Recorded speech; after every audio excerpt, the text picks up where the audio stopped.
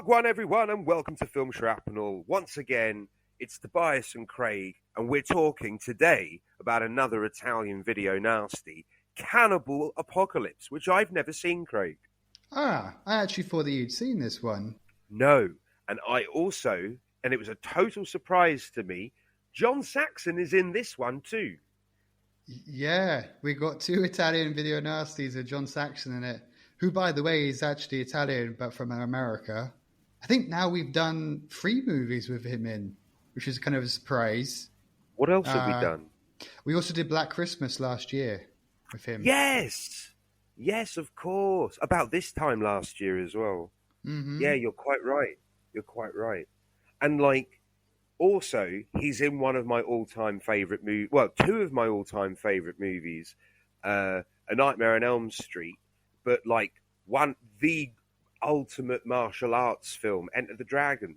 He's great in that. So, I'm a huge John Saxon fan.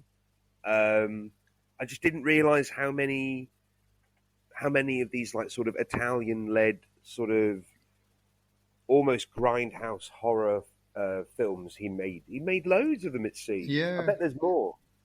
And it's quite interesting because I think we said this before when we did Tenebrae, that he's always quite the normal kind of guy in most of these films, isn't he? He's quite straight face and everything. So it's strange that he ended up in these movies. But I did read on Wikipedia that he didn't want to be in this movie. He kind of got tricked into it because, so apparently when he first agreed to sign on, he got a really badly translated script from Italian into English. And not until they see all this meat and stuff. He asked some guy who was working on the set, what's all that for? And they basically explained, people are going to be eating it like flesh. And he's like, oh, fuck, what have I signed on to do? And he was super depressed. And he was thinking about even quitting, but he kept on with it. Well, I'm glad he did, because I like him. And if I'm perfectly honest, Craig, I quite like this one. I like this film. I mean, I won't be giving it a high rating, but it was not what I was expecting at all. It was way different to what I was anticipating. And I liked the surprise. Yeah, and it was also not. It was also quite different to what I expected as well. I will say though, for a film called Cannibal Apocalypse, there wasn't as much cannibalism as I was kind of expecting. But maybe I'm just numb to it now. There certainly wasn't as much apocalypse as I was expecting either. Yeah. But if I'm perfectly honest, for a film named Cannibal Apocalypse, this is very different to what I was expecting. I think it was obvious. I was going in thinking we're getting another Cannibal Holocaust-esque movie, and instead we get this almost like a zombie film, but it's. I don't know if you've seen The Crazies, but it's contagious psychosis of cannibalism. It's kind of weird. It's a blend of a few things, and then it's also none of it. It's its own thing. It's kind of weird. Yeah, they kind of talk. It's they say it's kind of like a rabies virus. So it's 28 days later. That's exactly what I wrote. Yeah, it's 28 days later, but it's not this. It's not zombieism, if you will. It's because even when they realise they have it, they still are organised. They're still sensible with their psychosis, if you will. And to be honest, I found that bit a bit weird, especially as they kind of they kind of recognise that they have the same condition. So they're a team now. Yeah.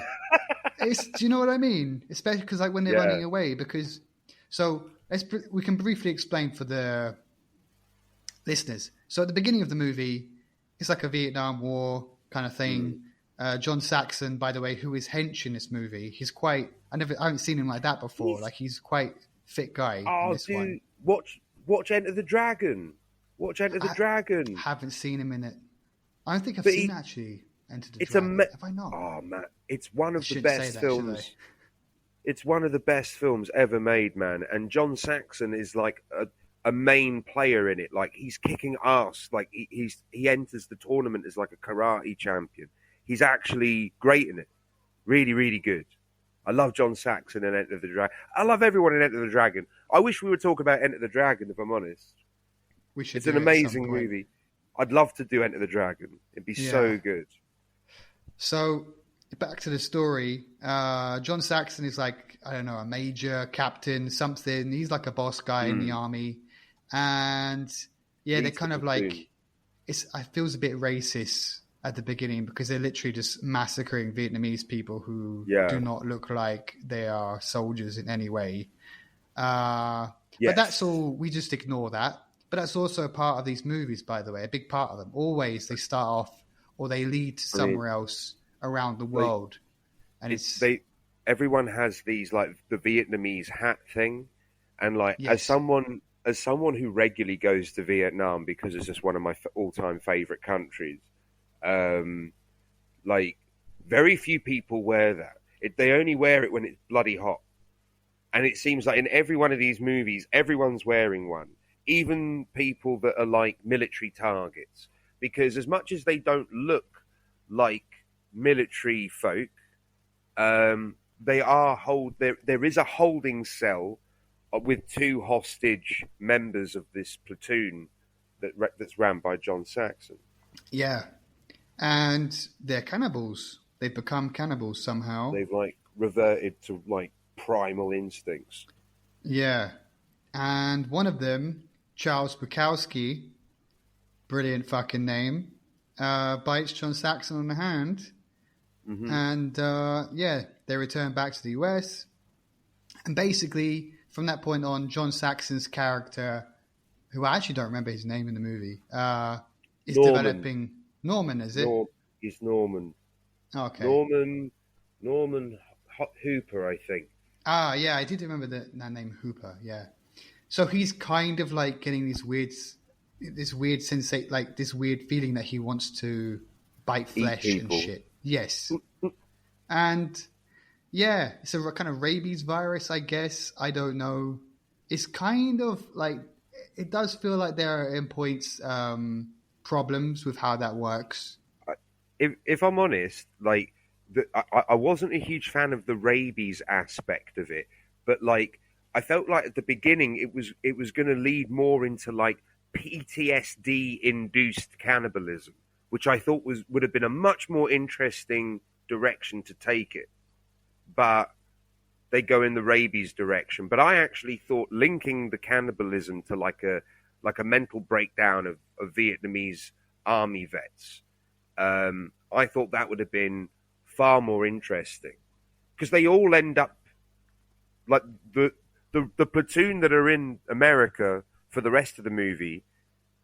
They all have it, so you could have just eliminated the rabies thing and the doctor angle, and done it as like more of a mental disorder where they've sort of reverted to primal instincts. I thought that would have been way more of an interesting story to tell. Really link it to PTSD and talk about these people, because there are real world cases of PTSD army vets that sort of revert back into fighting again because it's all they know or whatever. And that was the vibes I was getting with the first sort of, let's say, action sequence where one of the guys, well, the first guy to really get the rabies but be out in the wild, shall we say, he attacks a girl in a cinema, cut a long story short.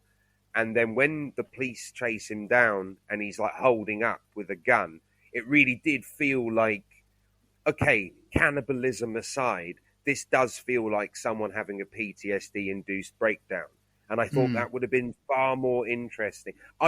That's where I thought it was going at first, because I didn't know the rabies was coming. And I suppose that's how you make it contagious, I guess. But, like, I really like the idea of it being more about sort of dealing with the sins of your past when you fight for your country and shit like that, and sort of, you know, talk about army vets in that way. And I suppose this film does. There are shades of that where they do talk about, like, sort of, you know, how unfortunate a lot of these people are, where they sort of get stuck in their head. It's an interesting viewpoint to talk about. But then they do make it a ridiculous, contagious, sort of zombie-esque thing. Yeah. Like, I was really thinking during that whole hold-up scene in the flea market. So like, he shoots two guys, and one of them's a security guard, and I was thinking, okay, surely he's gonna like start eating him or something, but he doesn't. He's just like sitting by his body and shooting at the cops occasionally. Oh, no, you say that, but maybe there's a deleted scene or something. But later in the film, when they're examining his body, the mortician or whatever, he specifically says there's evidence of cannibalism on his body. So we don't see it, but we know it happened. Okay, because I was really I was thinking, if you maybe didn't, I missed that, I guess. But and I guess also if you miss it, like you would be a bit confused here, because at the very beginning of the movie, as soon as they see flesh, they're jumping on it to eat it. Yeah. But then I don't know, it doesn't always happen in the movie, and it's kind of a bit confusing. Like, what is actually going on here? Why?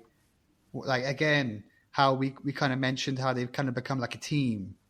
So John Saxon eventually joins them because he's becoming a cannibal, and one other woman as well.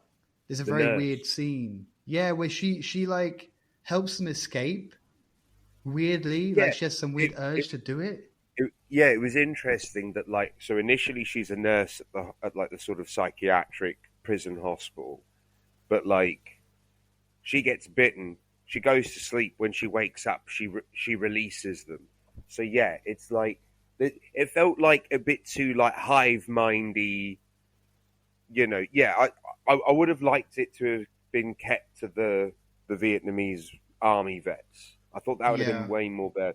But like, yeah, it is highly contagious. To be fair, we have skipped loads. We were explaining the plot, and we just skipped so much. We explained the setup at least, I think. Yeah. Well, yeah. Long story short, they team up and go cannibaling together, and then by the end of it, though, everyone's dead. They don't really go cannibalizing together. They kind of just go on the run together for some reason. Yeah, but you know they will. And there is one bit where they cut up like a bit of someone's leg, and then they all were like, oh. Yeah, but then like the whole thing with this nurse, like they kind of just like, so she joins them for some weird like hive mind reason. Yeah. And, like, but then like when they're down in the sewer trying to escape, she's like really difficult. She doesn't want to work with them, like help them, and they're kind of arguing and shit. Like, why did she join them? What was the point there? It felt so strange. You could have just gone dumping a cannibal on your own. I don't know why you had to team up with them. Yeah, and then again, also like I was also wondering, can they not eat each other? Wouldn't that just make shit a bit easier? Yeah, to be fair, I actually thought that was going to happen at one point.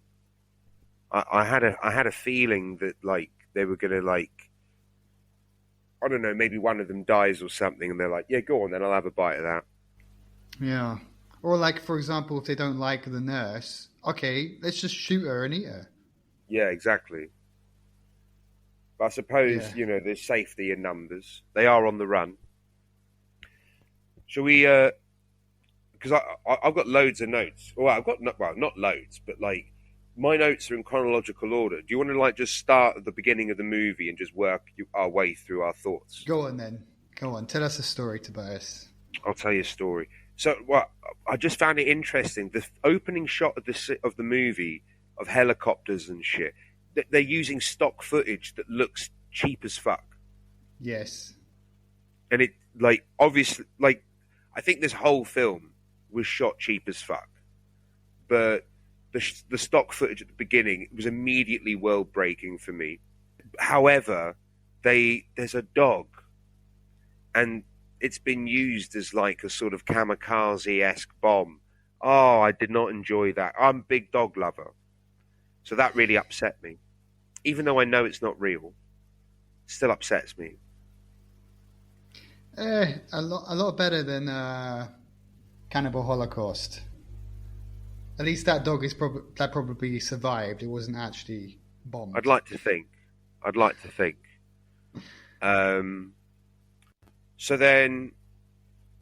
So obviously, yeah, the recovery team come in to save the two guys that have been captured, led by John Saxon. And as you said before, they sort of very brutally work their way through these Vietnamese compound, let's say. They burn the fucking place to the ground. They've got machine guns. They've got flamethrowers. They're fucking everything up. And like someone falls into the pit with the two American guys that are being held like captive, and then they just start eating her. But I guess, in all fairness, you're probably really hungry. Like that, to me, that doesn't necessarily scream they've got a rabies virus. That could just as easily be they've been there for days and days. They've got some kind of source of food now. Off they go. You know, who knows? That's what I thought it was at first. And then, obviously, John Saxon finds them, puts his hand down to help them, and one of them bites him on the arm. And that's when he wakes up. Yeah. And I've got written in my notes here, what? All that was a fucking dream. Yeah. But obviously, like, he's suffering PTSD and stuff. But like, initially, I was so frustrated. But like, I actually didn't mind it when I realised that it was like, you know, he's having nightmares of the war. I'm like, yeah. But to be fair, that implies that it's been a long time since this incident. Yes. And that annoys me, by the way. Yes. Because it seems like other people get it super fast. But for him, it takes fucking forever. Exactly. For me, this is the biggest plot hole in the movie that cannot be ignored. Like, this is the makes it completely world breaking that he received one of these bites, and despite that, it's taken him what could be, let's say, 6 months. Although I would have thought it would have been longer, but I feel like it's implied it's been longer. But let's even say a month. He still hasn't succumbed to being a cannibal, although we'll get to that in a second. We're nearly there. And yet, when anyone else gets bitten throughout the movie, they're just a cannibal now. I think, is it supposed to suggest that maybe he's like more strong-willed than the others? Like he can resist the urge more. That's why it's taken him longer to get to this point. I suppose, I guess. It's the only but at way. The same time, it's still bloody annoying. Yeah. Can I also ask you, like, something that we definitely have to talk about? Yeah. So, I don't know how much longer it is after this. So, like, basically, Bukowski, I can't believe they called him Charles Bukowski, calls him up asking for a beer because he's got out of hospital. He says he can't go, and instead he'd rather fly his toy aeroplane. Instead, he'd rather go do that than have a beer with his fucked up friend. And yeah, but to be fair, wouldn't you? Yeah, it would be more fun, wouldn't it? Yeah. But then we meet. So the little kid comes along and he wants to play the plane, and he lets the kid play the plane, and the neighbor girl. But you know what? I thought that was like him and his wife's son. Yes. And then I find out he's the next door neighbor. Yeah. And I'm like, well, that's what, like, I thought it was a bit odd. Why would you trust some random kid with your clear, like, at the time, that airplane would be expensive. Hmm. So what the fuck are you doing? Well, he's got a lot of money. I don't know. High position in And the army. Who knows? and let's be honest, it's a little noncy. Yes. Well, actually, what he does shortly after is pretty noncy, actually. Well, yeah, we're going Uh, to get into that. yeah. So this girl that comes over to him, the older sister of this little boy, I don't know how old she's supposed to be. She's acting really fucking weird, by the way. Really weird. Yeah. Like, basically, she's trying to kind of seduce him. I don't know why this had to happen in this movie. No. Uh, No. she complains. Yeah, they go over to his house. She complains about a pain on her upper thigh, I guess. And does he kiss? Do they kiss, or she tries to kiss him? I think. So like they share a look, but Yeah. then he gets a call from his buddy to go for the drink, and then she starts fucking about. Right. That's how it I, happens. Yeah. like I where's this note? I wrote it down. Why is she blowing the hairdryer into the phone? She's a shit person. She's shit. If someone did that to me, I'd be fucking fuming. I'd be like, well, you fuck off. I'm on the phone. Like, I don't know who you are. You've come into my house. You're a neighbor. Why the fuck are you blowing shit down my phone? You head case. Utter head case. Yeah. I did not get that. It was frustrating me. I'd have backhanded her. And her whole look the whole way through it. Like, she has this very strange look on her face, and I can't quite figure out what is going on in her head as she tries to kind of seduce him. I don't even think she's stoned. I think there's something really not quite right with her. And like, or whoever wrote it, or whoever was directing her. I don't know. Yeah. I mean, it was odd, very odd. We didn't need to do this. And then, yeah, he has the strange... Somehow she's in her panties. So I think John Saxon's character, was... I don't know, like, he had an urge to bite her. But to get her like that in the first place, he maybe was also a little bit horny as well. I don't know. Well, it's not right. In all fairness, so the note I've got here, because obviously at this point we don't know it's rabies. So we don't know that it was because he wanted to bite her, right? We just see him lift up her shirt and then like sort of go to town before like with the shot cuts. But obviously this is right after he gets off the phone to the PTSD buddy. And my note here is war buddy calls, PTSD time, makes me want to fuck. Like that's how it came across at the beginning. Like it just came across that John Saxon's like cheating on his wife. Yeah. Maybe they've done this before. They do kind of imply that she might have a thing for Dr. Mendez as well. Yeah, they do imply that Mendez and the wife...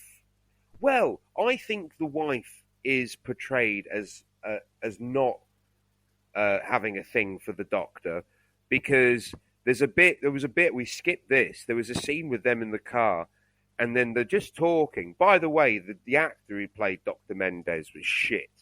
And he had a line of dialogue that was, I always said you should have married me instead. Like, yeah. You know, and she was very, she was polite, but like handled it well, like a lady, dismissive, like, yeah, fuck off sort of thing. Like, you know, but polite about it, if you will. Did that happen when there is one shot, and I can't remember if it's this part. They're in the car, they're driving like up a hill or something, or down a hill, and they stop, and they talk to each other for a second, and then they keep driving. Do you remember that happening as well? Very strange. Yeah, that rings a bell. It was just so... There was nothing else on the road. That was a quiet road. There was no cars. There was no reason for them to stop other than literally just to capture whatever dialogue they were going to say to each other. for the film. And like, it just was very strange that they filmed it that way. It would have been much better if they just drove and spoke. I don't know. Maybe they couldn't film and drive at the same time. I don't know. Maybe that's a part of how cheap the film is. That like, okay, we need to stop the vehicle and then record and then we'll drive on. You know, maybe it's just a case of that, because the whole film, you know, to be fair, as cheap as it is, it does the trick. They do the trick. Besides the opening shot with the stock footage, I think it holds up. But it's clearly done on a tight budget. So maybe that's a result of that. Yeah, I think so. So anyway, we see Saxon sort of, you know, go to bite the girl, or we don't know he's biting her. We think he's doing other things. And then it cuts to his war buddy, who he sort of dismissed on the phone, because he was down to fuck. That's what he was doing. That's what I thought anyway. So his war buddy goes. He's like walking around, and he sees these two girls getting ambushed by a couple of petrol heads on bikes. Hated these guys, by the way, but then they end up being like essentially the good guys, which was really annoying because I hated them. And like the guy, what's his name? Charlie, right? So he looks at them, like gives them like a look. He's sort of stalking these two girls almost. But then he sees a film in the cinema that's playing about war, and he's like, I'm going to stop stalking these girls. I'm going to go watch this movie. So he starts watching the film. Go on. I was going to say that would fit in so well with your PTSD kind of analysis. It's like he seems like he's all right. He looks like he's annoyed by these guys bugging these girls. He goes into a cinema. It's a war movie, and all of a sudden, hell breaks loose, and he's like, before you know it, he's in the flea market fighting off the police. That would work. That makes some sense. Yeah, like for me, like that's how I choose to read this film, because if you read this film that way, it's actually pretty decent. But like it does enter the realm of ridiculous though. But I really do like a lot of what's going on. It's just when they introduce the whole rabies angle, I think it spoils it for me a little bit. But even like all the way up until the end, you know, we'll talk about it in detail. But like, you know, yeah, I did like this movie. I think you'll be surprised that I did like this movie, Craig. Well, yeah, I mean, I can kind of see like the good, like, yeah, I like your way of looking at it with the PTSD, and I do think that the rabies element, although it's a bit, maybe not the best way to have done it, it still works. It still does the job. It does work. I mean, I do think that that's partly an inspiration for 28 Days Later as well. Possibly. But they didn't really capture the rage of the characters. They're just too normal a lot of the time. Exactly. I really do. Like the moment, I think if you think about it like PTSD, and the rabies just are sort of putting a name to it. So they're not explicitly saying this is PTSD.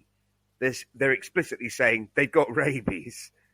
But if you just swap the rabies out for PTSD, this is actually a decent film with a decent concept behind it. And it becomes a lot darker, if that's possible, but also more grounded, more real, more identifiable, more important, and a lot more considered. And I'd like to think that was the idea going into the writing process. Well, I was thinking, remember when we were doing our kind of Jackie Chan season last year? And with some of the films that we did, we were wondering, like, is this like two ideas sandwiched together? Yes. Because like it just seemed like there's just two narratives happening, or several other reasons why it felt like that. Two conflicting ideas. Like on the one hand, you've got this sort of like rage virus cannibal movie, and then on the other hand, you've got this, you know, dark PTSD survivor, you know, who's been released from a mental hospital, you know, too prematurely. Like, it's a great idea. Great idea for like a psychological drama. You know what I just saw? I just looked at my notes, and I remember I told you earlier that Saxon was kind of tricked into doing this movie. My note here was he thought the virus was a metaphor for the Vietnam War. Well, it is. Yeah, but it doesn't come across so clear. It's not as well. To be fair, I feel like it was clear enough. But I also got a feeling that maybe I'm reading too much into it. Possible. But I don't know. I think it works. I think there's a lot that worked for me in this film. I wasn't expecting it to work, but it does work for me. There's a couple of things I was just thinking about, because like now, we've done 4 movies. Well, we haven't recorded the last one yet, but in total we've watched 4 Italian Video Nasties. And I was thinking, you know, a lot of these movies, they don't really explain what caused everything. Well, no. What I mean by that is like, so we have this rabies virus, but we don't know where it came from. We don't know anything about it. They just have it. They just somehow got it in Vietnam. And in a few other of these films, I feel like whatever the main cause of the cannibalism, or it's just there. It's just there. Now it's happening. We're moving on from it. And I thought that was kind of interesting because like, it's just, I mean, they kind of explain it a little bit. They give it a name. They give it a diagnosis even of the characters, but they don't really say anything else. To be fair, most like George A. Romero zombie films, I'd say all of them actually, besides when there's too much room, when there's no more room in hell, the dead will walk the earth. Besides that off-the-cuff line from a religious fanatic, there's no real explanation as to why there's suddenly zombies. They just are there. Mm-hmm. So, you know, sometimes it's better not to explain it. But if I'm being honest, I think you're right. I think this film might have benefited if maybe you'd given us some of this rabies virus stuff in like that opening sequence. Just something like a nod to it, at least. Just a nod to it. And it always has to come from somewhere foreign and far away, doesn't it? Well, of course. Always. That's enough explanation for American cinema back in the 80s and 70s. Well, Italian cinema. Let's not forget this is an Italian movie. Oh, but surely this is for an American market. Surely this is aimed at an American market. Actually, I'm not sure, because like I've looked into. I'm always like trying to look at them on Wikipedia and stuff, and like read a little bit before we talk about them. Some of them are actually pretty profitable, but they're usually in the Italian market is where they really make the money. And like, it's not too surprising. Sure. It's an Italian-made movie, Italian-backed. Yeah. They don't give a shit if it's in English because they'll just dub it anyway because it's very normal in Italy. Like they've been doing it for a very long time. They always dub stuff and people are just used to it. So it doesn't matter if you use actors from wherever. So like, yeah, Italy is usually the biggest market for it. But obviously it does work internationally as well. You can show this anywhere. But now I've forgotten my point. Yeah, I actually totally forgot my point. But it's maybe we were talking about the international element, like about being far away places. Yeah, but it is interesting. I think a lot of it actually really, really started with Cannibal Holocaust. Like, and now it was okay. We've also got to make a cannibal movie, also in South America. uh, with savages and I, stuff like this. and if I'm perfectly honest, to call it Cannibal Apocalypse, you're definitely trying to cash in on Cannibal Holocaust. You're definitely trying to not make just people that. think of it. Well, go on. Apocalypse Now 2, Oh, which I'm true, not sure. yeah. Did it exist yet? Actually, what year? I have to find out. Oh my God, what that is just clicked in my head. 79. That's a direct reference to to Apocalypse Now. Oh, I'm so fucking annoyed that it's taken me this long to realise that. Yeah. Obviously, it's a reference to Apocalypse Now. But to be fair, I also just realised that as well. So don't worry about it. Oh, But no, that but makes a that's lot like of really sense. obvious. Yeah, that's really obvious. Fucking hell. Oh, how slow are we? Oh, But that's this is the wild. thing, like about a lot of these movies, they're just trying to cash in on what people are already doing. Yeah. That's also why it's cheap and quick, and like, okay, this is a big thing right now. Apocalypse Now was massive. Cannibal Holocaust was massive. Oh, let's just make like a cannibal Cannibal movie. Apocalypse Now. Yeah, basically that's what it is. Now, Cannibal Apocalypse. And it totally makes sense. So but you know, another thing I was thinking about with this movie and other Italian video nasties, they always have very specific music, don't they? Every film, Yeah. it's always an interesting soundtrack. This one, I don't know if I like it actually, because it's quite funky. I would say this one's probably it's definitely the worst soundtrack out of the four we've done, and Yeah. I would say that mostly because it's probably the one that feels the most out of place. Some of them, I would say all of them have music that feel out of place, but at least they're like, you listen to it, you're like, I can see what they were going for, or it's just it's a good jam. Whereas this one, the music's not the best. It's interesting, but it's not the best. But it feels so out of place. Like, so there's some scenes where it's like, this is just so odd. It's just such an odd choice. Again, it's one of those things. Cheap budgets for movies. You commission one song for your soundtrack. But so it's like, well, we've paid for this. We're going to use it for the whole fucking movie. Might not work perfectly, but we got it, so we're going to use it.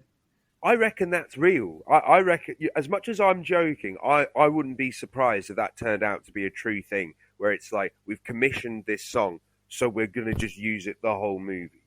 Because I got that vibe when we did Suspiria. Like, I liked the Suspiria soundtrack, but they use it the whole movie. There is no variety. It is just different sections of the same song played on loop. And I reckon it was a budgetary thing.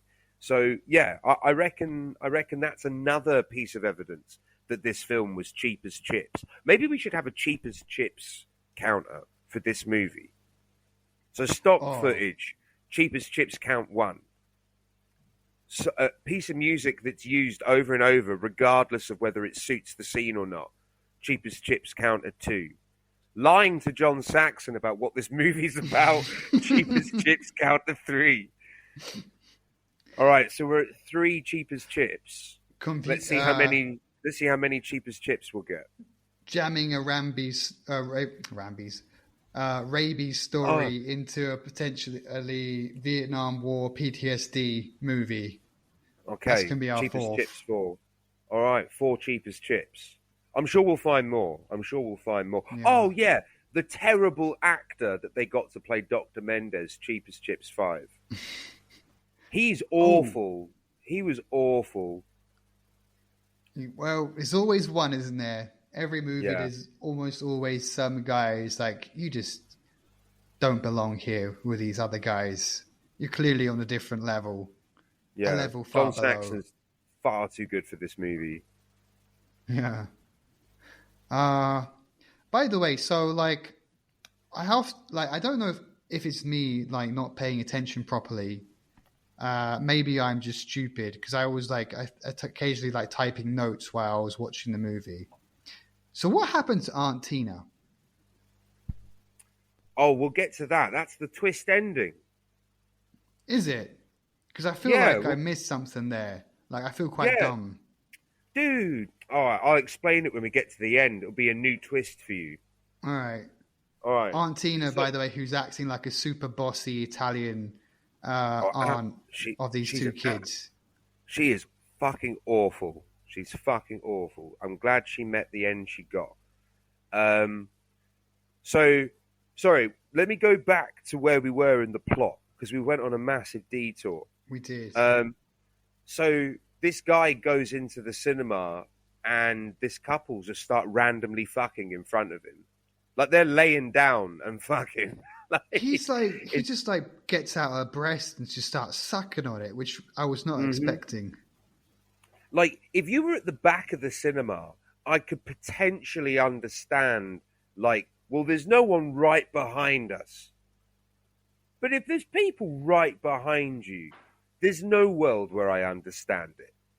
Like, to be fair, I still don't understand it, but back of the cinema is surely the most discreet. Like, in the corner, back row, that's where you... if you're going to do it, that's where you do it.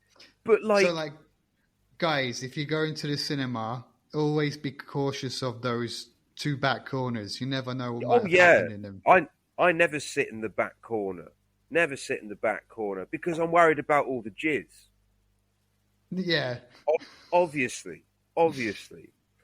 So yeah, they start smashing, and then Charlie, or Wachowski, Charles Bukowski. Charles Bukowski, he starts touching her up, and she doesn't realize there are 3 hands on her, and he starts touching her up, and then just bites a chunk out of her throat. Now, and again, I'll bear this in mind. I still thought this was about PTSD at this point in the movie. So I'm like, holy shit, this is just got fucking real.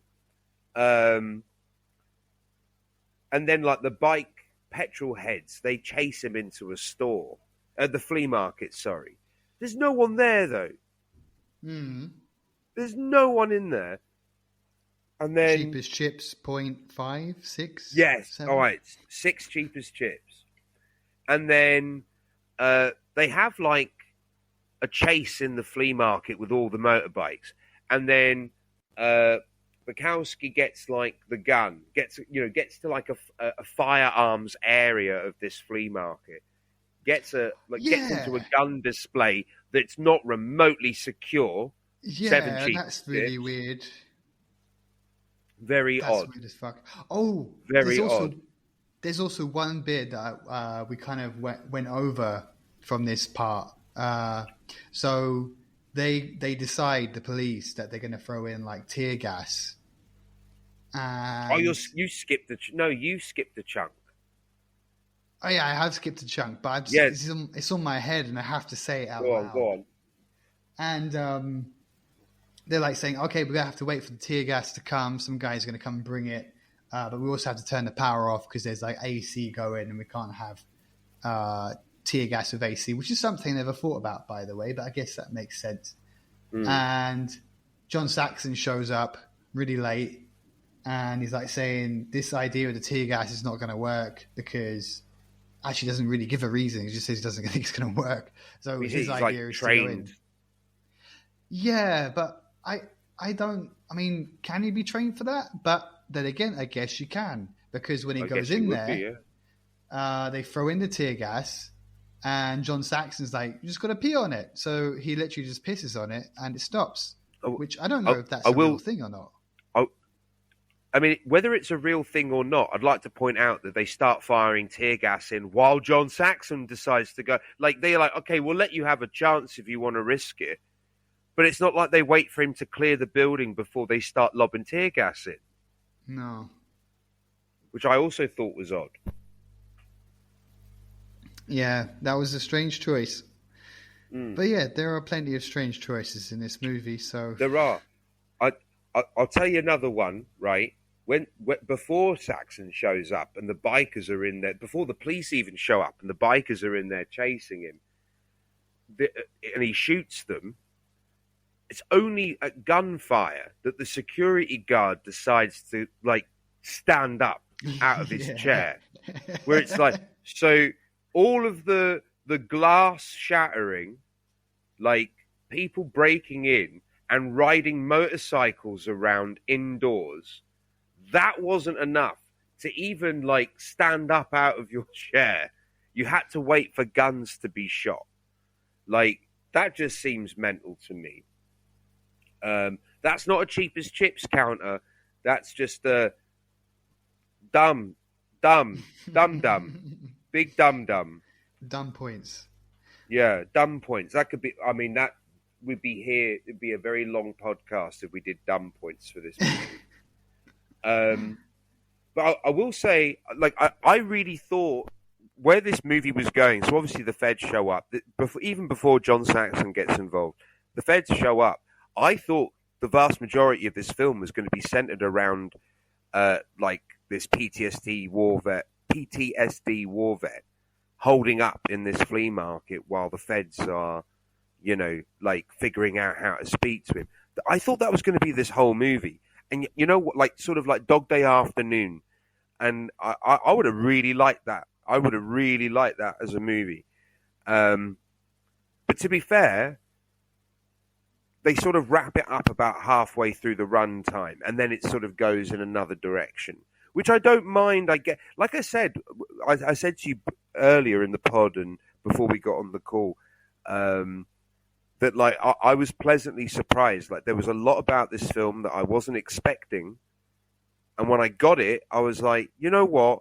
I would never have come up with that. I would never have expected anyone else to come up with that, and I don't hate it. Like it's not such a random idea that I end up going, well, why? There's a reason no one's ever done that before. It was just so random where I'm like, I'm glad someone did it because it's different. It is different. Yeah, we were talking about this before with Tenebrae. It's always nice to have your expectations subverted. I mean, especially when you watch so many films, like very quickly you start to see ideas being repeated. So it's always nice to watch something and, I did not think it was going to go in that direction. Yeah. It's always refreshing. How did John Saxon get involved with the hold up? I don't know. Did he see it on TV or something? No, I just remembered his wife works at the news station or something, doesn't she? Like she calls him when they get the news in. Yeah. She works for like a news station. But yes. Yeah. Because I've got a note here. Because she calls him, and then my note here is like a quote from the girl next door, where when he gets in the car, she comes to the window and says to him, "No one's ever bit me like that before," and but as much as you laugh, that's gonna fit in to the twist ending later. And then I've written another quote here, actually, Craig, but I don't actually remember when this is, but it's a great quote. He's singing. He'll be singing through his asshole when I'm done with him. When the fuck was this line? I don't remember that at all now. This must have been the detective, the white-haired guy. Yeah. I think at one point the Charlie Bukowski guy is like singing while he's holed up in the flea market. And so I was like, "Who's singing?" It's like, yeah, and then he says about singing through his arsehole, yeah. I actually don't remember him singing. He's singing like an army song. I mean, I wrote down the line in the movie, but I don't remember it. But yeah, my note, I've just said it to you now, and I'll say it again. My note that I've just got to is, I'm actually quite liking this. It's not what I'm expecting. So, like, yeah, I think that's the onus of the whole film for me. Like, I feel like my best review of this film is I actually didn't expect what was coming, and I liked it for that reason. I might have liked it more if it was what I was expecting, but I didn't. I quite liked, as you said, I quite liked my expectations subverted. Yeah. Yeah. Yeah. So anyway, John Saxon talks him down and makes him surrender, and then they go to the hospital, and then he Wachowski bumps into his other army buddy that was trapped being a cannibal with him, and they attack the nurse in the hospital, or one of the hospital staff. Yum yum time. And then that feeds into what we were saying like earlier about her waking up at one point and just deciding to break them out, because that's what you do. Yes. Hive mind. Hive mind logic. Yeah.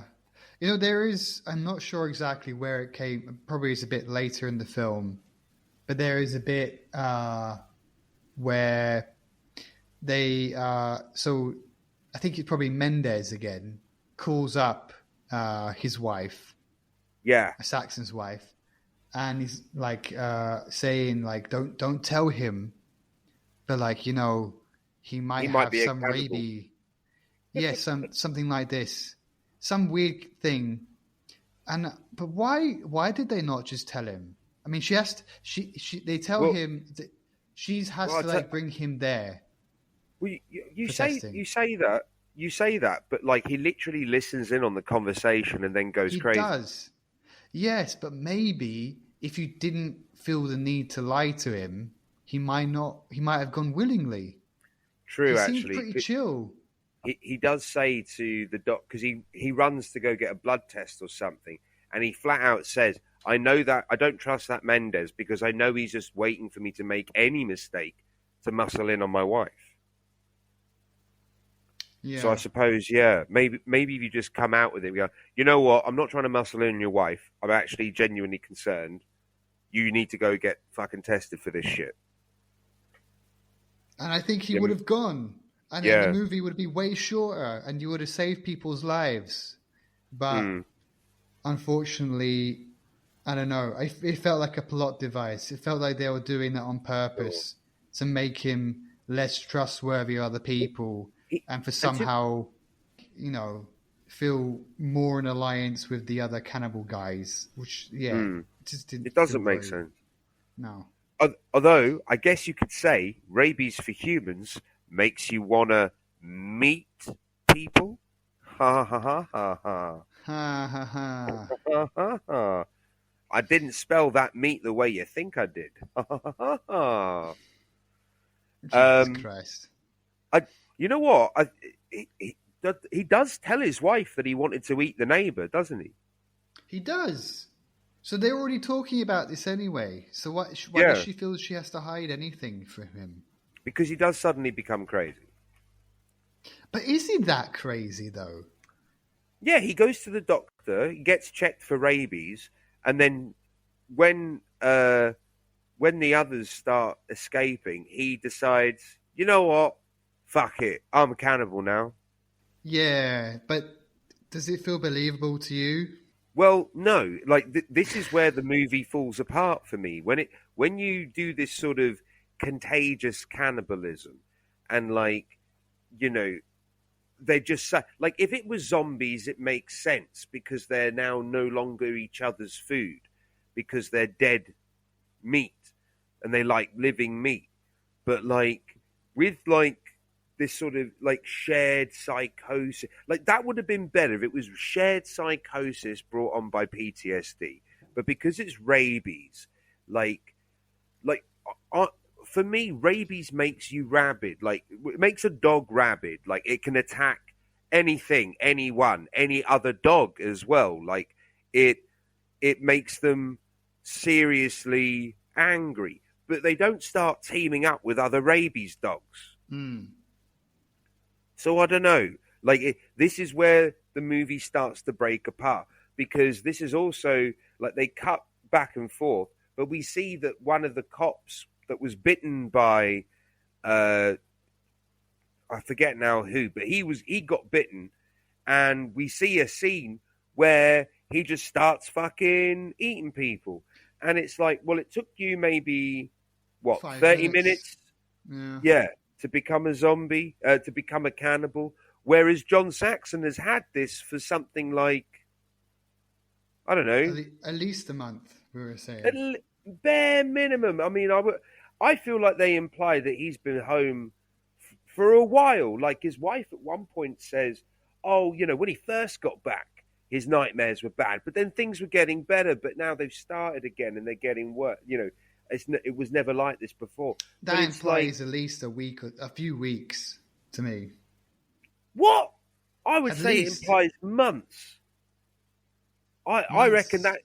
Like I reckon it would imply even longer. I was under the impression that maybe we were a couple of years later, but obviously not, because it seems to be a fast acting virus. Like you get it, you're a cannibal now. But I feel like they imply that, because again, they as far as they were concerned, the guy was just like a head case, PTSD case. And then they released him. They were like, "Oh, he's cured." Yeah, But he that was. wasn't. I do have a note about that as well. So he has a condition like rabies, but he's able to control it enough while he's in this mental hospital to seem stable enough to be free. Yes. Like, sure, like if you have something like rabies, you have no control over it. You can't just Exactly. pretend you don't have it. Yes. Like that doesn't make sense. How could he control his lust for meat? Surely he would have no control. He can't pretend he doesn't have that, but apparently he does. It's weird. And yet, whenever he bites someone, they are munching down within a couple of scenes. Yeah. So Doesn't make sense. Oh, this no. movie. Oh. This is it. This is where it starts to break apart. The moment you introduce the rabies angle, it just ruins all the goodwill you've built with your viewer. Like, as I say, the film built really goodwill with me. I was actually really looking forward to seeing where it was going. And the moment they said rabies, I'm like, ugh. And then it really did become like a zombie movie by the end of it. And I just didn't like that about it. Because I thought it was leading to something way more interesting. And then obviously the nurse, like all it takes is the nurse to just have a little nap, and now suddenly she wakes up as a cannibal. Like I say, contagious cannibalism don't work. You either make this a zombie movie, or you make this like a psychological drama about PTSD war vets. Like, you know what? You could even keep the cannibal angle. If someone was forced into cannibalism and then they sort of bring it back home with them, like that kind of stuff, like could have worked. But yeah, as you said earlier, it's like 2 or maybe even 3 films sort of sandwiched together. Yeah. Yeah. You know what it is? That way. It's 28 Days Later mixed up with Deer Hunter. That's what this movie is. It is. Like, I know Apocalypse is a reference to Apocalypse Now, but Deer Hunter is the PTSD war movie that I think about. When you're back in the real world. Even though the nurse quickly switches, I did like the scene where she bites out a dude's tongue. Yeah, I forgot about that. There was a lot of blood in that as well. Yeah. I mean, to be fair, there's a lot of gore effects in this. Like, there's one bit where they use like a power saw to cut someone cut someone's meat out of their leg. That was pretty well done, and they start cutting through the bone as well, and they show it, and you're like, yeah, I can see why this was on the nasties list. I think cannibalism is the main reason it was on the nasties list. I think anything that had cannibalism or ideas of people eating human flesh, like, okay, that's immediately getting banned. But also effects that I kind of liked. Huh? You say that, but I can think of a few examples that like zombie movies in general. Like, they don't often get banned. I mean, as much as we are going to do zombie flesh eaters next, there aren't many zombie films I can think of that are on the nasties list. But definitely cannibalism seems to be a common theme, though. Well, Hills of Eyes has cannibalism, but I don't think that was banned, and it's I pretty think brutal. that might have been before they got super touchy about these topics in British cinema, in the censorship board or whatever it's called in the UK. I'm pretty sure it was the 70s. I could be wrong. I So think like it the is a late 70s 70s, movie. like 77 maybe. Hills of Eyes, Not sure. maybe. I think it's definitely a 70s movie, but I don't know the year. Mm. But also effects. There was one that I did also like as well. When Charlie finally dies, they shoot the shit out of Yeah, him in the sewer, and you can literally see through him. Which I thought, yeah. okay, that's kind of They cool. they shoot a hole through him, and then like the shot sort of lingers there, and then they keep shooting him, and it's like, dude, he's dead. Like you can move on. You're wasting ammo there. Well, you're saying this, but they also brought down like flamethrowers to Yeah. the down there Oh, as oh, well. okay. So But I really want to get into the sewer bit. Like I really want to get there. So like let me just check my notes. See, yeah, okay. So they all team up. They escape together in like an ambulance or something. They get ambushed by the bikers again. They kill the bikers and then they go down into the sewers. That's pretty much us caught up, right? Before they go in the sewers, doesn't John Saxon gouge someone's eyes out? one of the biker guys, does he not? I think. Was it John? Is it John Saxon who does it? I thought it was, but yeah, the eye gouge scene was pretty fucking awesome. I quite like that. Clearly a fake head, but it looked great. I like fake. Yeah. Like I don't mind a fake head. Like the Terminator, where when Arnie takes off his glasses, clearly a fake Arnie head, so they can do the gore effects. I But didn't I think still it looked like that. very. It looked nothing like the guy. It looked absolutely Yeah, nothing like him. but it still looks fun. It's still fun. It's funly done. I enjoyed it. I enjoyed it. So Can I also say about the flamethrowers though? yeah, go on. Although Yeah, okay, you're so kind of working your way. now we're in the sewer. Yeah, go on. Yeah, so eventually they go down to the sewers. It feels like a natural progression for this movie. We're going in the sewers, and actually, a fair bit of the film I think is down there as they're trying to escape. And yeah, they do have these flamethrowers, and I do think if you want to add a cheapest chips point to this movie, I think because they've already had them from earlier from Vietnam. You know, obviously like napalm was a big thing Yeah, in Vietnam, flamethrowing the shit out of everything. And I think yeah, like, well, we've already got this flamethrower. We should probably yeah. use it again, make the most out Go of on. it. Go Because on then. like, Is that 8 cheapest chips so far? I think it is because they're trying to make use of something. Like they spent like probably a lot of money on these flamethrowers. You don't see flamethrowers very often in Yeah. movies where people are running in the sewers. Certainly not the police with fucking Yes. flamethrowers. Military guys, yes, but police, not Yeah. really.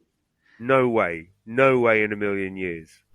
They had them, so they thought, okay, let's use them. Well, so I will say this though, so the whole sequence in the sewer, I really like as much as it goes to like a cheapest chips point with the flamethrower, but I really did appreciate how this kind of felt like another war sequence, and Ooh. it kind of falls into the PTSD angle again, that they're reliving their past, they're reliving the war, and I kind of dug that. As much as it is a cheapest chips point for sure, I still think it lends itself to my original reading, and I really liked it for that reason. Because maybe you could posit the point that this is what they deserve because of the atrocities they would have committed in Vietnam. But also, it feels like this is where they can use their skills to the max to basically escape. Because like, there's even a bit where the two guys go like round the corner or something. One goes one side, one goes the other, and it just whistles. and the police officer goes in one direction and the other guy just like shoots him down. Like, Yeah. so maybe, They yeah. I they're mean, using NARM tactics. They're using tactics they picked up in the war. survival skills, essentially. Yeah.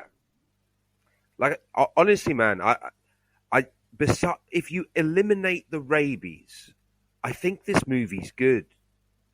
But the rabies just throws the fucking scent off. It ruins a lot.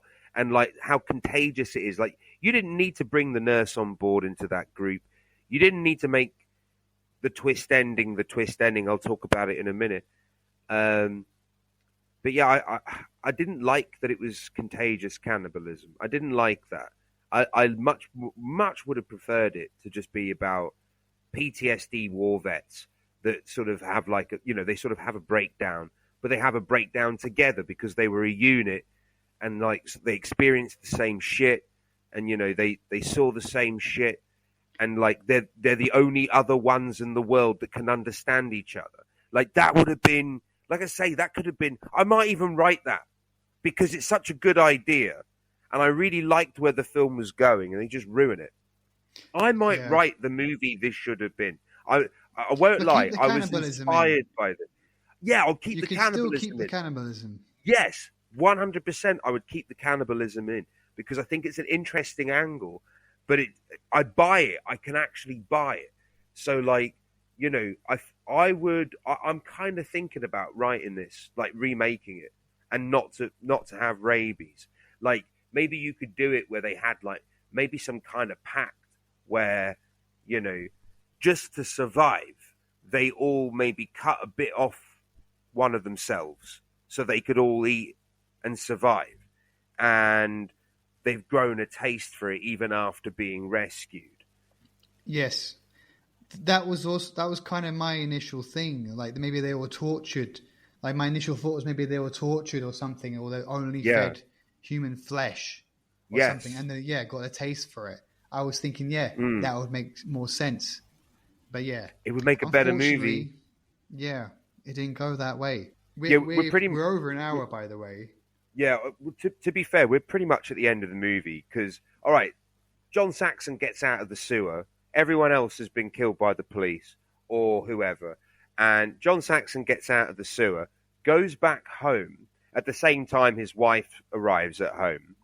And when she gets there, she finds him upstairs in his army uniform. And you can tell that he's sort of restraining himself from, like, eating her or shooting her.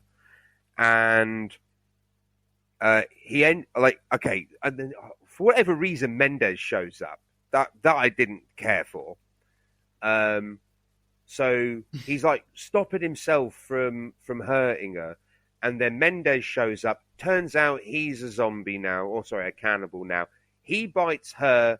John Saxon shoots him, and then him and his wife start like laying down, all like, "Oh, we're dying." So they shoot each other, or John Saxon's like they have like a romantic suicide moment, and that's the end of the movie. Lovely, right? However, so we talked about the neighbor. This is the twist ending that you missed, Craig. So we talked about how the neighbor. There's a little boy, like a teen girl, and they're looked after by their absolutely mental aunt, whoever the fuck she was like a drill sergeant. She was brutal. If I couldn't live with her. I don't care how good her cooking is. So the police show up. They find John Saxon and his wife, and it's the end of the movie. And we see in the neighbors that they are like the girl and the boy are watching through the window. And then the boy says to the girl, "Are they here for Aunt Trish?" or whatever her name was. Tina, I think it was. Are they here for Aunt Tina? And it's revealed that there's like that you can see a hand in the background. Like, so we know that when John Saxon bit her on the vagina at the beginning of the movie, she caught the rabies virus. Was it I'm pretty sure it's implied that he bit her on the vagina.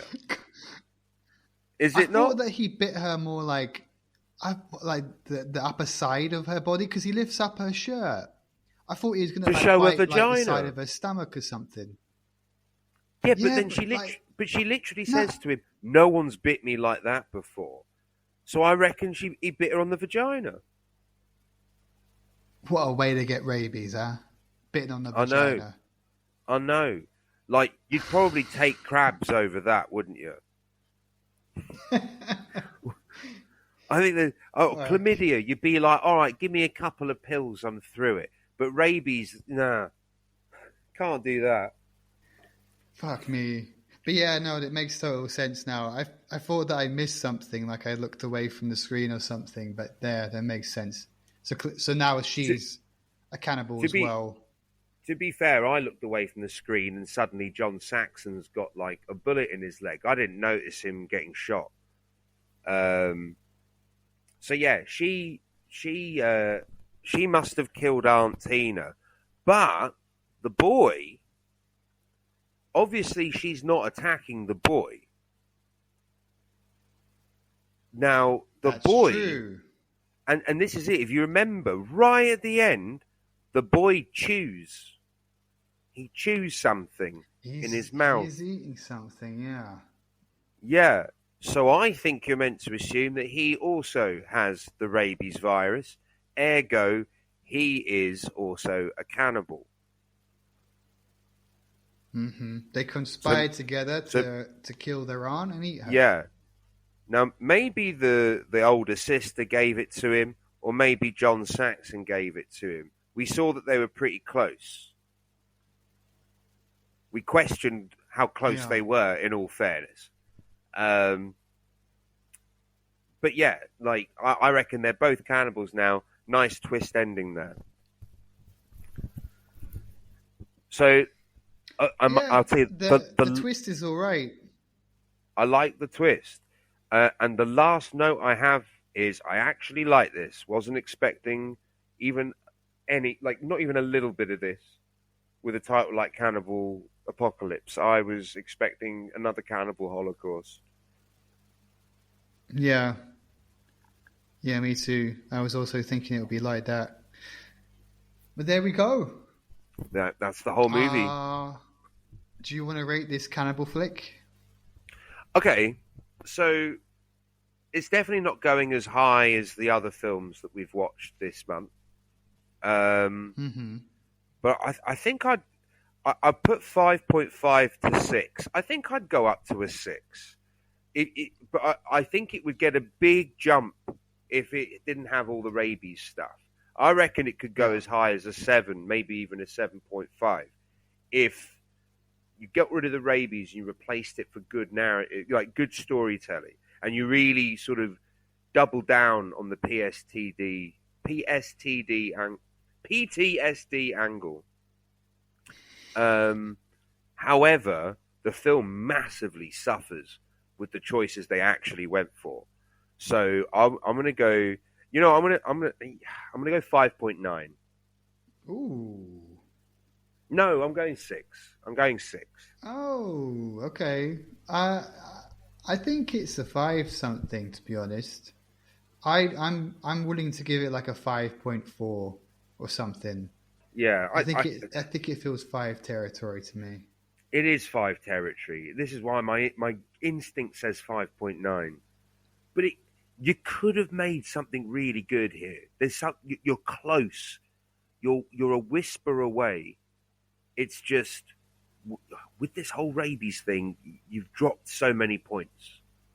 This could have been much better, and you could keep the exact same cast as well. I mean, I was going to say earlier when you mentioned it, I think there's a lot of Italian actors in this, and they are dubbed, and they are not speaking English when they're shooting. They're speaking Italian, and they're getting dubbed into English. I'm sure of it. I wouldn't be surprised. 9 cheapest chips? Yes, definitely. Can't even find people that can speak the language of the script. There you go. 9 cheapest chips. So yeah.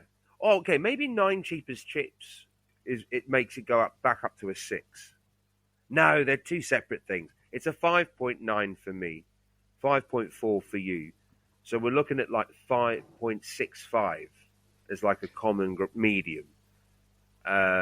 Would you like to find out the or true 5.7? Yeah, go on. rating? Yeah, I'd love to know. Strange. It doesn't come up immediately. Oh, look at that. You want to know what it's rated? 5.4? 5.5. I was one off. To be fair, I did write in my notes 5.5 to 6. Like you should have went with your initial analysis. I mean, this is the thing. It really is like that. I think that's a really fair score for it. I think that's a really fair score. However, this film could have been way better. Like, it had potential. I think the film that John Saxon thought it was going to be, it would have been a good film. Yes. But he shouldn't have agreed to something that he wasn't sure he understood. Not. Of that was a course silly not. decision. I mean, to be fair, like, a lot of people have called Will Smith mad for turning down The Matrix to play Neo. And he's always the first one to go, yeah, but when I read the script, I just didn't get it. I thought it was bullshit. The script I received, I was like, no, I have no idea what's going on. And this is it. You don't want someone who don't like, The Matrix wouldn't have worked if Will Smith had done it and not understood what was required. Although I do think he would have done a good job. And I think, John Saxon, he said yes to the wrong film. He had the exact opposite. He said yes to the wrong film. But when it's a poorly translated script and you don't get the full story from it, you don't say yes. You say, like, maybe come back. And, like, I'm sure he had other stuff on the table at the time. I love it. He gets a script that's been weakly translated and he's like, oh, yeah, all the subtle nuances about the Vietnam War. And he's like, oh, I was wrong. But you know what? I don't think he was wrong. I think it is present. It's just, it's ruined by the rabies thing. Like, he says that rabies was a metaphor. I actually agree. I think it does read that way. It's just, you didn't need to have a metaphor. You could have just done it. Just do what you're commenting on. Just do it about the PTSD. I think it would have made it way more interesting, and less difficult to watch as well. For sure, yeah. All right, man. I think we should close this one. Yeah, let's close the book on Cannibal Apocalypse. I keep going to say Cannibal Holocaust, and I keep having to stop myself. But yeah, Cannibal Apocalypse. If I'm perfectly honest, I think it's definitely worth a watch, especially if you like John Saxon. If you have listened to the podcast, then you're going to see everything coming. But I have to say, if you go into it blind, I found it quite satisfying in a lot of places. So, I surprised myself with how much I enjoyed this film. It's just not a good film in its current state. I reckon it deserves a remake. For sure. People listening, if you liked this podcast, keep listening because there'll be more coming. Oh, yes. We have at least one more episode to do. We're doing next, depending on what country. Well, if you live in Italy, it could be Zombie 2. Or it might also be called Zombie, or it might also be called Zombie Flesh Eaters. That's coming up next. And that's it for our, what do we call this? Italian Video Nasties season. We should use season more than month. Yeah, we'll use season, because who knows how long it's going to take us to edit and put these things out. For sure. But yeah, do go check us out on all social media platforms, guys. That's the best way to keep up to date with what we're doing. If you like us talking about Vietnam stuff, you can check out my other YouTube channel, Mr. Tibbs, where I'm currently traveling around Vietnam. And you can check us out there as well. Craig's Craig's in the first few episodes of the channel. It's like 5 years old. It's good fun. I forgot about that. Yeah, a very long time Yeah, ago. you're a featured character. Killed off too early. Killed off too early. We'll bring you back in the next season, should I do one. But yeah, do follow me on my other YouTube channel. It's kind of growing. I started putting like loads of shorts up, and you know, I've doubled my sub count. Although it's a small sub count, but it's people are coming. So you know, more of you come. Thanks, be great. And yeah. All right. Take care. Bye. Take care, guys. Take care for now. And until next time, have enough of those cheap as chips movies. I'm done. Let's do some good ones. And sing out your ass. Sing out your arsehole. What was the line? He's singing. He'll be singing through his asshole when I'm done with him. Bye. Bye.